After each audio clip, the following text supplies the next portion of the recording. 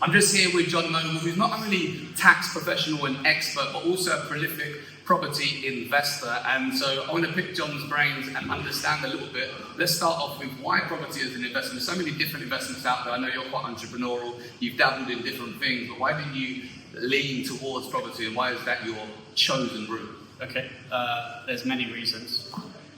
Many investments are risky.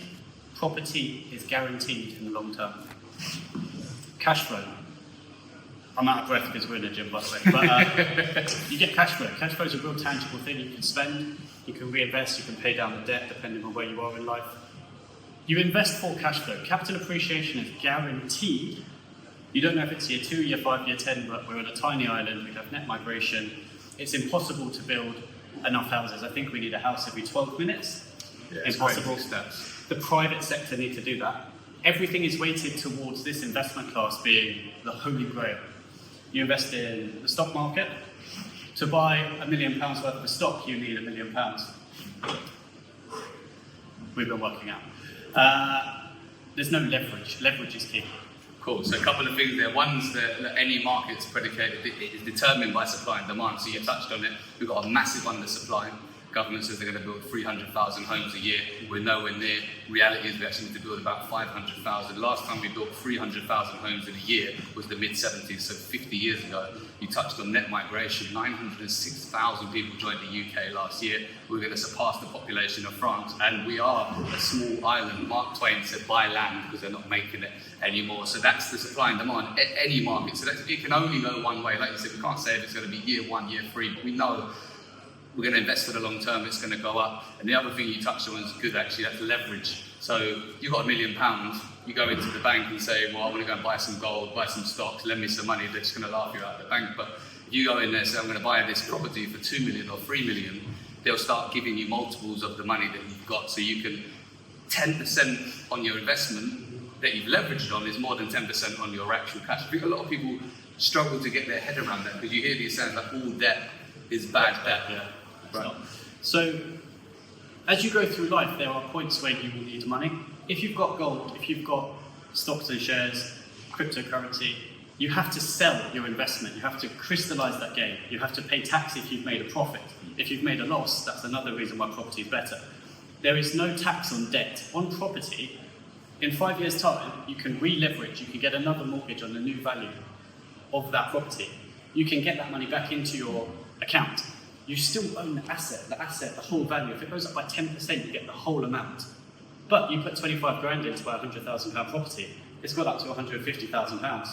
5 years later, there's a health issue. You want to go on holiday. You actually want to forget the delayed gratification for like a few years and say, I need a Ferrari, whatever. Everybody has a different lifestyle. You never want to sell an asset that is a good long-term investment. So you get debt again, good debt against your property, and you've still got the asset. In 10 years' time, you can do the same thing again. Nothing like that. Nothing. 100%. Very much don't kill the golden goose, but keep having the golden eggs. I love that. And so it kind of touched on a point there, we were talking about leverage and getting money out. Well, if we're using limited companies, I think a lot of people overlook one key thing with limited companies, that you loan to the company, you buy things and you repay that loan back, and there's a tax benefit to that you don't necessarily get in personal name. Is that fair to say? Absolutely. The limited company is not complicated, and it allows you complete flexibility on controlling your tax. Many different ways to invest, but if you've already got personal cash, you inherited money, you've got a good PAYE job, you can put that cash into the company as a director's loan. You could then purchase a property. So your company is a separate legal entity. You've got your property. The company owes you every penny back. You could even potentially charge interest to your company if it makes sense. Your property starts making a profit. If you've invested wisely and you've got good mentors, knowledge, you haven't tried to do it yourself, like I did when I first started, but here we are. You can repay your loan so that you're not triggering any personal tax. There's no dividend because there's no profit. You don't need to pay a salary. It is the perfect set of variables to keep as much of your cash and always own the asset.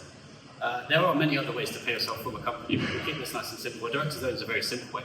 If you do have a very profitable company because you've used all the tax incentives and you're still making lots of money, then you can include family members and holding companies and trusts and all sorts of things to strategically get that capital or move it outside of your personal name where it is more tax efficient. That's super, super key. Yeah. And it's not complicated because you use experts. You're not, whatever you do in life, if you're a dentist, you work with teeth, you're not expected to know the tax law. I'm not going to go to the dentist and tell them what I'm doing. I understand tax, you understand property investment tax, pretty much all of it. Use the people who can speed up your journey by 10 years, use their expertise, use their failures, and just do it in the simplest way possible by listening. That's what I wish I had done when I first started. I was driving around the country, visiting properties. I'm not a builder, I'd walk in and just put in an offer. This is many years ago. I wasted a lot of time, money. I had 50k on the first property. That was not intended. I had the property, great. It's a great investment, 50k down. Next property, left in less. Next property, left in less. Then it was the knowledge, the tax.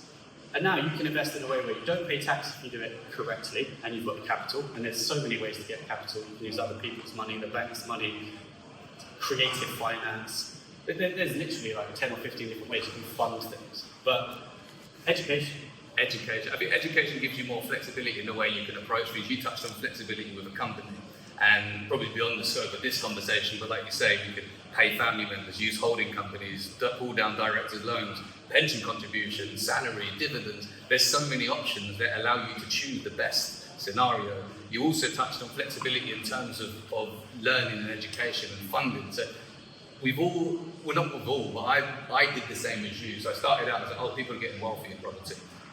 How do I do that myself? I'm just going to go and figure it out. Sunk a load of money, didn't do things well. The good thing about property, and one of my favourite sayings, is you make a mistake, it's like getting a bad haircut, it just grows out over time. And so all of those mistakes that I've made have grown out over time, but I could have moved a lot faster if I'd have got the education a lot earlier. You touched on the same thing. How important is the education, or getting someone to support you on that journey who's already been down that road? It's everything. So I think when people first invest in property, they think they want to learn about it. It's not complicated. There's few transactions, but they're so important. So if you make a bad first investment, you may have set yourself back 2 or 3 years because you then need the capital again. If you don't know you can recycle your first property deal, you might think it's amazing. You might look at the cash flow, and then 5 years later you look back and think, if I had that capital now, this is what I would do. It's evolution, like you're evolving through your investment journey. Everything in property works, which can be a problem because people end up with one service accommodation, one rent to rent, one. It all works, but you need to reverse engineer what you're doing. Is it capital appreciation, cash flow? Do you want to live from the income? Are you going to reinvest everything? And then you speak to people who have done it. There's so many investors out there. And you say, what would you do with my scenario, my capital, my circumstance, my timeline? Your investment horizon is so important. I will die on all of my properties. I'm not 70 years old. Somebody who's 70 years old would have a very different investment time horizon. Mortgages would be different. The time they have, assuming they don't live forever, is very different. So you need a very bespoke investment strategy. It's not complicated. If you use somebody, I said use somebody, your network is everything. By speaking to people, you give people knowledge, they give you knowledge. But once you've got your plan, you just have to stick to it. I buy the same property over and over again. It works. There's other people doing something completely different. It also works. It's very bespoke, but it all works as long as you stick to the plan. And most people invest, they don't have a plan. I think you touched on a few key points. Number one, there's loads of strategies in property. They all work. People go, what's the best strategy? Well, what's your goal and what's your resources? And your resource could be your time. How long have you got in this game? It could be your cash. And you're going to do something very different if you've got £1 million in the bank to if you've got £1,000 in the bank. So what's your goal? What's your resources? You touched on, is it capital growth? Is it cash flow? Do you want to sacrifice, or are you just trying to build a portfolio for your children so that they don't have to struggle on? And they're going to lead to very different strategies, and then finding the people within that space that can help you. How important is network? You touched on that word, network. How important is network? And I think it's something that people always ask me, how do I build that network? It is so important. So I've got an accountancy firm, I work with hundreds of investors. That is my network. I can see what works, what doesn't work, where to invest, who to avoid. But that's a very privileged position I have. If you are in a group with lots of other investors, you are all trying to achieve a very similar goal. You're learning from each other. And what you find is people who tend to invest in property are very open. They've made some money. You need a certain kind of skill set to be able to actually invest efficiently, you have to be a good person. Greed doesn't get you anywhere. And to actually have the capital to do this effectively, you can't be greedy, you can't be a bad person. So you will learn from each other and it will speed up your journey. And this isn't just property investing, this is business in general. My competitors, I know all of them, because they're not competitors. We learn from each other, we have the same problems, we have the same solutions. The more you give to somebody, the more you get back. But what you don't do is give to somebody and expect it back from them. If you help everybody, you only need 1 or 2 pieces of key information to change your trajectory. So if somebody said, you've got this capital, why don't you do this? I've done it and it works. It's the I've done it and it works bit where you think, oh, there's minimal risk now. So you just do that. That's your network. So if you don't have a network and you're trying to do it yourself, in the same way that you can't have a flourishing business without a team, your team is essentially your network in the property world. Plus they make it fun and enjoyable, because whenever you tell anybody you're investing in property, you will have nothing but people saying, don't do that, it's risky, you're greedy, you're a bad person. They would love to do what you're doing, they just can't do it. That's just the fact. Or they don't believe that they're limiting their... Yeah, they're a product of their own. Yeah, exactly that. Yeah, I mean, 3 key points I pulled out of what you just said. One was really interesting, but they all were, but the first one stood out to me. Because I've not heard that put in that way, but I do agree entirely, which is that you can't really get ahead if you're not a good person. Yeah. I think those days are long gone, because we live in such a transparent world where everyone's reputation is wide open. And so I always say everything's got to be a win-win. So if you're trying to do a deal where you make sure that you win and everybody else loses, you're never going to do another deal, and long term you'll never get where you want to go. The second one you touched on was interesting. So rather than competition, it's collaboration.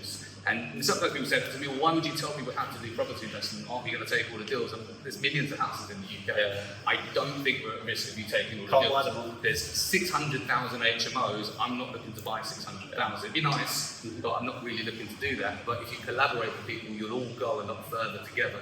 I think that was a really, really key point I just took from what you said. And then the last one that you said, I've done this before and it works. And I think that's a key thing as well. You know, people talk about things they haven't done, and everyone's got an opinion. And I often say to people that the average salary in the UK is around, depending on where you read the data, £33,000 a year. People retire at 65 with less than £1,000 in savings, earning £900 a month. If that's not the financial future you want, don't take financial advice from those people. No disrespect to those people. Good, they might be entirely happy. But if your goal is financial freedom, then take advice from people who have achieved that same financial freedom that you want, and have trod that and have said, not just this is how you do it, but I have done this and this is how I did it. Then you've just got to be good at copying. You know, I compare it to a chef.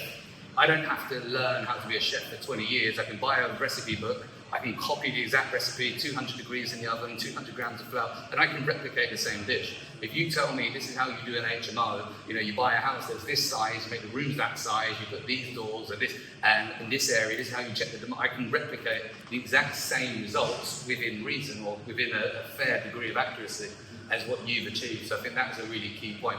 I'm conscious that we're probably running out of time, and we could probably do this for hours and hours, yeah. But if you had to leave one thought in somebody's head, so somebody who's sitting there right now who wants to be involved in property, doesn't know where to start, what advice would you give them? Get started as soon as possible, because the only way to actually learn is by starting.